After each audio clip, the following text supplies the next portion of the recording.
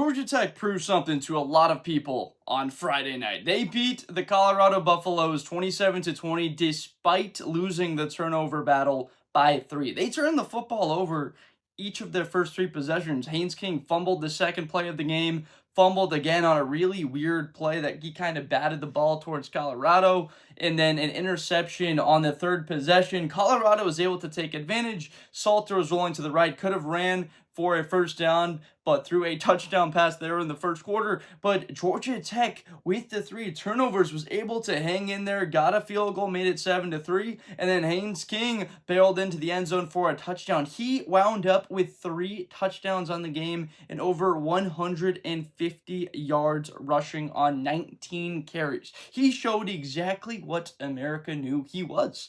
In that game against Georgia, which basically made Haynes King famous, he enabled that offense to move down the field. He put the team on his back. You saw the adjustment from early. They were trying to get the ball a little bit more to Jamal Haynes, who ended up having a pretty decent day, added a little bit of balance. But on the day, though, Jamal Haynes, 16 carries for 65 yards. That's only 4.1 yards a carry, whereas Haynes King, 19 carries, $156 for 8.2 a carry. The thing is, Haynes King got hurt later on in the season last year, which concerns a lot of people because he's going to not be able to sustain this. You already saw him limping a little bit, showing that he was banged up in this game. When you face stiffer competition like Clemson in a couple of weeks, Peter Woods, TJ Parker on that squad, you're not going to be able to run the ball 19 times and seemingly walk away with it and play a full season. On the Colorado side, I have to be honest, a bit disappointed in the play from Kaidon Salter. After he looked good relatively early, mobility was there, he was connecting with his wide receivers. We saw a very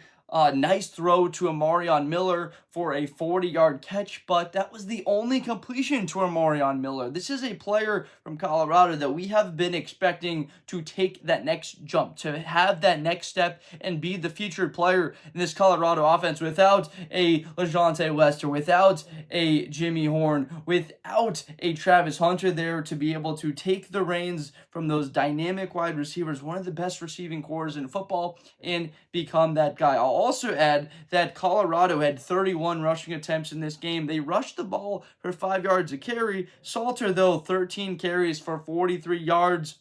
That's only 3.3 yards a carry. Not good enough. Also, what was not good enough was that he was 17-28 for $160. He was just not able to be effective enough on third down to get Colorado further down the field. I mean, 5 of 13 on third down, that's not good enough, whereas Georgia Tech, 6 of 11. That was how Georgia Tech was able to get back into this game, able to get the stops when they needed to in the first half, and then found themselves with a 13-10 lead. You know that turnovers are such a big factor in football. When you have a takeaway and you win the turnover battle, just outright, you immediately give yourself a 65% chance to win a game. When you have 2, when you win that battle by 2 or more, it's over 75%.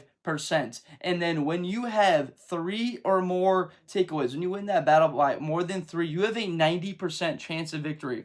Yet Colorado, with that +3 margin, ended up losing this game, although seemingly you would have a 90% or higher chance of victory. This game being at home, all of the hype surrounding it, Coach Prime back from that sort of battle that he had, didn't miss much time, but still with that scare. This crowd was loud, it was ferocious early, it was rocking, but Georgia Tech showed who they are, which is a very tough brand of football. Defensively, they didn't have a whole bunch of sacks, didn't have a whole bunch of tackles for loss, but they made plays in open space. There were not any big breakaway runs. We saw those from the Georgia Tech side. It was really interesting. Now, I'm curious, and I want to hear from everybody in the comments. So it was 20-20, clock's ticking under 2 minutes, about a minute 17 on the clock, and this was Haynes King's breakaway touchdown. When I was watching that thing live, I was saying, go down,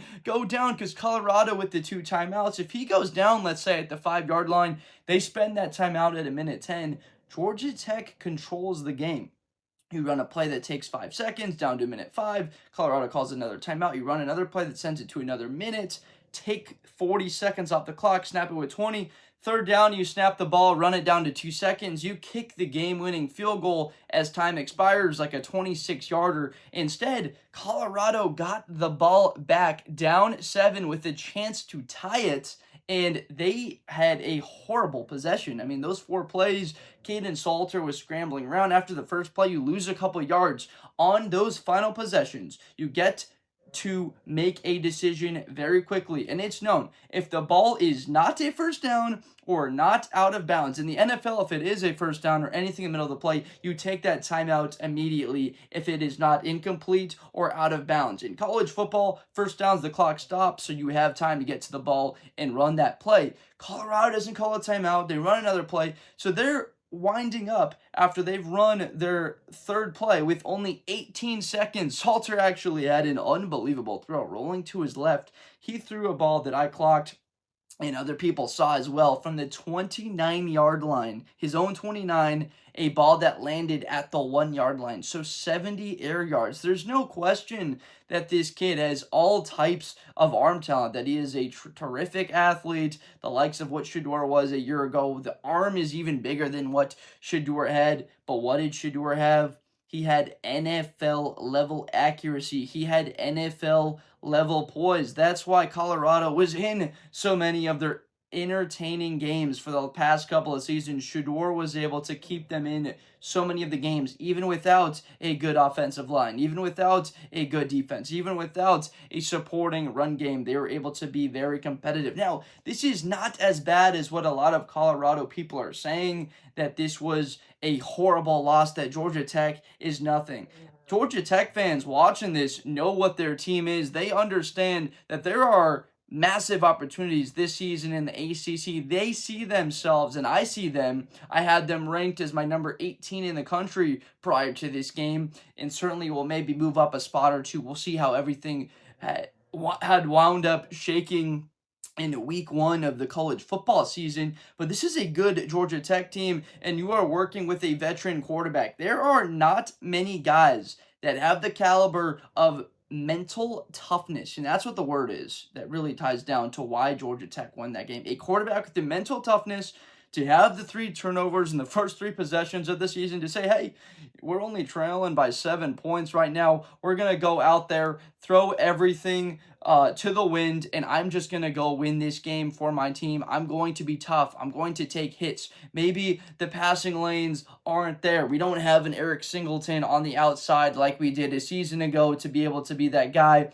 to buy us out of trouble, to buy me out of trouble. Instead, he was able to buy himself out of trouble with his legs scrambling. I mean, to think of 159 yards rushing and the toll that was at any level of collegiate play, even in a high school game. Think about getting hit 20 times in a game like Haynes King was, and be able to battle through that.